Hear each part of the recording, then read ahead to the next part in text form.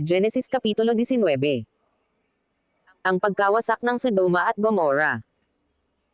At nagsidating ang dalawang anghel sa Sodoma, nang nagtatakip silim, at si Lot ay nakaupo sa pintuang bayan ng Sodoma, at sila'y nakita ni Lot, at nagtindig upang salubungin sila, at iniyukod ang mukha sa lupa. At nagsabi, "Ngayon nga mga Panginoon ko, ipinamamanhik ko sa inyo na kayo'y magsiliko at magsipasok sa bahay ng inyong lingkod, at kayo'y matira sa buong magdamag, at maghugas ng inyong mga paa, at sa madaling araw ay magsipagbangon kayo at magpatuloy ng inyong paglakad." At kanilang sinabi, "Hindi, kundi sa langsangan mananahan kami sa buong magdamag." At kanyang pinakapilit sila, at sila'y nagsiliko, at nagsipasok sa kanyang bahay, at sila'y kanyang pinaghandaan, at ipinagluto ng mga tinapay na walang lebadora, at nagsikain. Datapwat bago nagsihiga, ang bahay ay kinulong ng mga tao sa bayan sa makatuwid bagay ng mga tao sa Sodoma, na mga binata at gayon din ng mga matanda ng buong bayan sa buong palibot.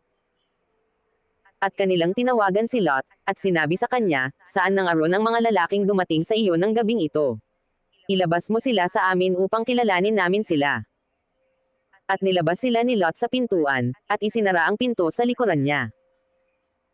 At sinabi niya, "Ipinamamanhik ko sa inyo, mga kapatid ko, na huwag kayong gumawa ng ganiyang kasamaan.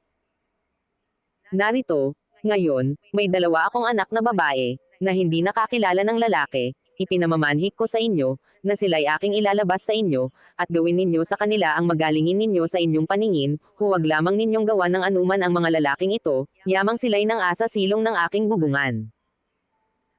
At sinabi nila, "Umurong ka." At sinabi pa nila, "Ang taong ito'y naparito upang makipamayan, at ibig niyang maging hukom, ngayon nga'y gagawan ka namin ng lalong masama kaysa kanila." At kanilang ipinagtulakan ang lalaking si Lot, at nagsilapot upang sirain ang pintuan. Datapwat iniunat ng mga lalaki ang kanilang kamay at binatak si Lot sa loob ng bahay at kanilang sinarhan ang pintuan. At ang mga taong nang asa pintuan ng bahay ay mga pinagbulag nila, ang mantit malaki, ano pat sila'y nangayamot sa paghahanap ng pintuan. At sinabi ng mga lalaki kay Lot, "Mayroon ka pa ritong kamag-anakan. Ang iyong mga manugang, at ang iyong mga anak na lalaki at babae, at ang lahat ng iyong tinatangkilik sa bayan, ay ipag-aalis mo sa dakong ito. Sapagkat aming lilipulin ang dakong ito dahil sa napakalakas ang kanilang sigaw sa harap ng Panginoon, at kami ay sinugo ng Panginoon upang aming lipulin." At si Lot ay lumabas, at pinagsabihan niya ang kanyang mga manugang na nag-asawa sa kanyang mga anak na babae, at sinabi, "Magtindig kayo, magsialis kayo sa dakong ito, sapagkat gugunawin ng Panginoon ang bayan." Datapwat ang akala ng kanyang mga manugang ay nagbibiro siya. At nang umumaga ay pinapagmadali ng mga anghel si Lot, na sinasabi, "Magbangon ka, ipagsama mo ang iyong asawa at ang iyong dalawang anak na babae na narito, baka pati ikaw ay madamay sa parusa sa bayan." Datapwat siya'y nagluluwat, at hinawakan ng mga lalaki ang kanyang kamay, at ang kamay ng kanyang asawa, at ang kamay ng kanyang dalawang anak na babae, sa habag sa kanya ng Panginoon, at siya'y kanilang inilabas, at siya'y kanilang inilagay sa labas ng bayan. At nangyari, na nang sila'y mailabas na nila, ay sinabi, "Itakas mo ang iyong buhay, huwag kang lumingon o huminto man sa buong kapatagan, tumakas ka hanggang sa bundok, baka ikaw ay mamatay." At sinabi sa kanila ni Lot, "Huwag ganyan, Panginoon ko. Narito, ngayot ang lingkod mo ay nakasumpong ng biyaya sa iyong paningin, at pinakalaki mo ang iyong awang ipinakita sa akin sa pagliligtas ng aking buhay, at ako'y di makatatakas sa bundok, baka ako'y abutan ng sama, at ako'y mamatay. Narito, ang bayang ito ay malapit takasan at maliit, o tulutan mong tumakas ako roon, di ba yao'y maliit? At mabubuhay ako." At sinabi sa kanya, "Narito, sa bagay mang ito ay pinayagan din kita, na hindi ko gugunawin ang bayang iyong sinalita. Magmadali ka, tumakas ka roon, sapagkat wala akong magagawa hanggang sa dumating ka roon." Kaya't ang pangalang itinawag sa bayang yaon ay Zor. Ang araw ay nakalitaw na sa lupa nang dumating si Lot sa Zor.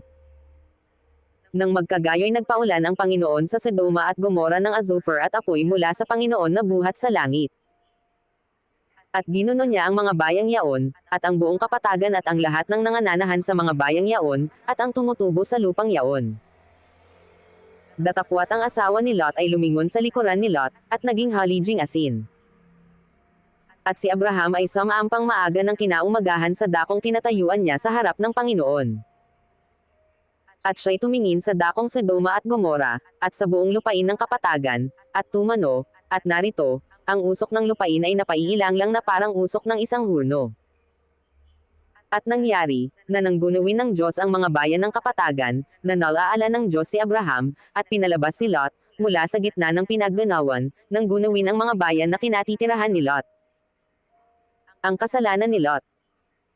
At sumaampa si Lot mula sa Zor at tumira sa bundok, at ang kanyang dalawang anak na babae na kasama niya, sapagkat siya'y natakot na tumira sa Zor, at siya'y tumira sa isang yungib, siya at ang kanyang dalawang anak na babae.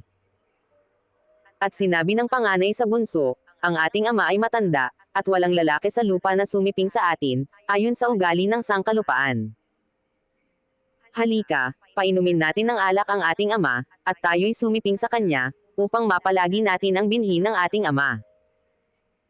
At pinainom nila ng alak ang kanilang ama ng gabing yaon, at pumasok ang panganay at sumiping sa kanyang ama, at hindi na alaman, ng ama nang siya'y mahiga ni nang siya'y magbangon. At nangyari ng kinabukasan, na sinabi ng panganay sa bunso, narito, ako'y sumiping kagabi sa aking ama, painumin din natin ng alak sa gabing ito, at pumasok ka, at sumiping ka sa kanya, upang mapalagi natin ang binhi ng ating ama.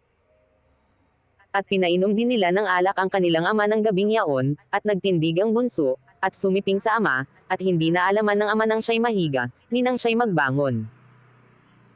Sa ganito'y kapwa nagdalang tao ang mga anak ni Lot sa pamamagitan ng kanilang ama. At nanganak ang panganay ng isang lalaki, at tinawag ang kanyang ngalang Moab, na siyang ang ama ng mga Moabita, hanggang sa araw na ito. At ang bunso ay nanganak din ng isang lalaki, at tinawag ang kanyang pangalang Ben-Ami, na siyang ang ama ng mga anak ni Aman, hanggang ngayon.